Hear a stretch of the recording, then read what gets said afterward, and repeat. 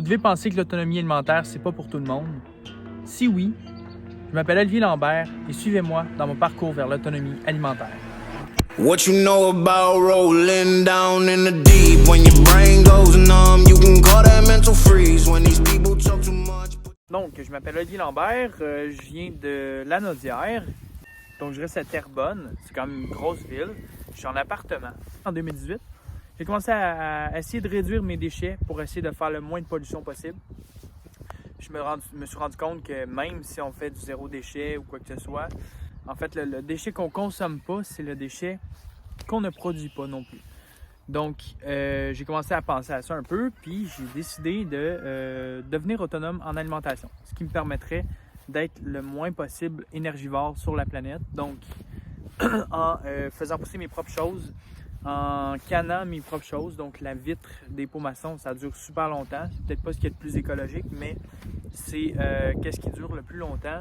Dans le fond, en 2020, la pandémie a commencé. Puis j'ai décidé de commencer à m'intéresser à canner puis à tout ça. Fait que l'an passé, donc en 2020, j'ai décidé de m'acheter des livres sur la conservation. J'ai eu en cadeau à Noël, justement, un chaudron d'eau bouillante avec tout le kit là, Bernardin, qui est le fabricant des pots maçons ici. Je pense qu'il y en a un peu partout, là, des pots maçons Bernardin. Donc, fait que je me suis lancé. J'ai décidé de me lancer dans l'aventure. Puis j'ai toujours un peu eu cette philosophie-là. Même quand j'étais jeune, on vivait sur une ferme à Saint-Alphonse-Rodriguez, c'est dans la Lanaudière aussi. Puis on avait un très grand terrain, on avait une serre 22 par 24 pieds.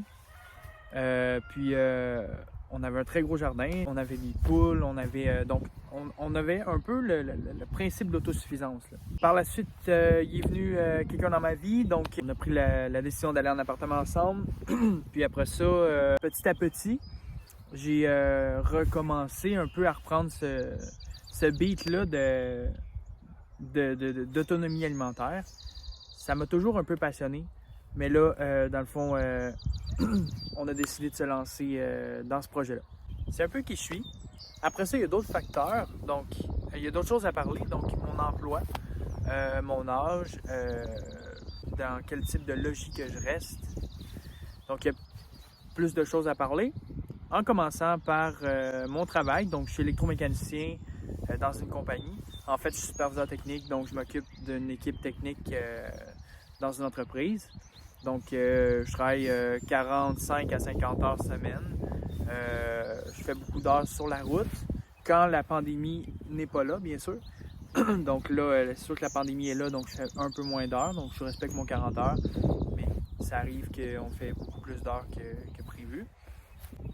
Je reste en appartement. Donc, je suis pas dans une maison où est-ce que j'ai un immense terrain. D'ailleurs, dans les prochaines vidéos, je vais vous expliquer qu'est-ce que je fais avec ce terrain-là ici. Donc, je ne vais pas vous spoiler. Puis, par la suite, mon âge, donc j'ai 25 ans. C'est sûr que à 25 ans, devenir autonome en alimentation, c'est peut-être un peu jeune, mais faites-vous-en pas. Si vous êtes jeune et que ça vous intéresse, il suffit juste de le faire.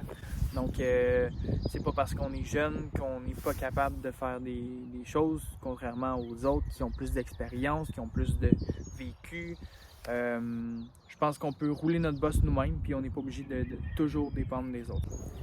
Donc, mon parcours peut-être en agriculture, que je pourrais parler aussi. J'ai pas de parcours en agriculture. Donc, quand j'étais jeune, c'est mes parents qui faisaient le jardin, puis on achetait nos plants souvent dans des pépinières ou dans des centres jardins. Donc, c'est pas quelque chose que j'ai acquis tant que ça.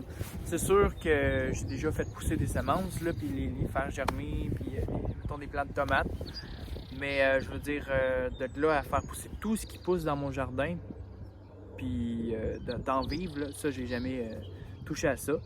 Donc, ce que je veux dire par là, c'est que si vous m'écoutez en ce moment, puis que vous n'avez pas d'expérience, ben découragez-vous pas, tout s'apprend. Puis je suis là pour ça. Je vais être là pour vous accompagner dans ce cheminement-là. Puis vous serez pas seul. Là. Dans le fond, alentour de moi, il y a une communauté qui s'intéresse au même sujet que vous. Puis on va toujours discuter de ces principes-là. Si vous avez des questions ou quoi que ce soit, vous m'écrivez, puis je vais vous répondre du mieux que je peux. Donc, merci d'avoir écouté ma vidéo, puis j'espère que ça vous a encouragé à continuer. Abonnez-vous si ça vous intéresse.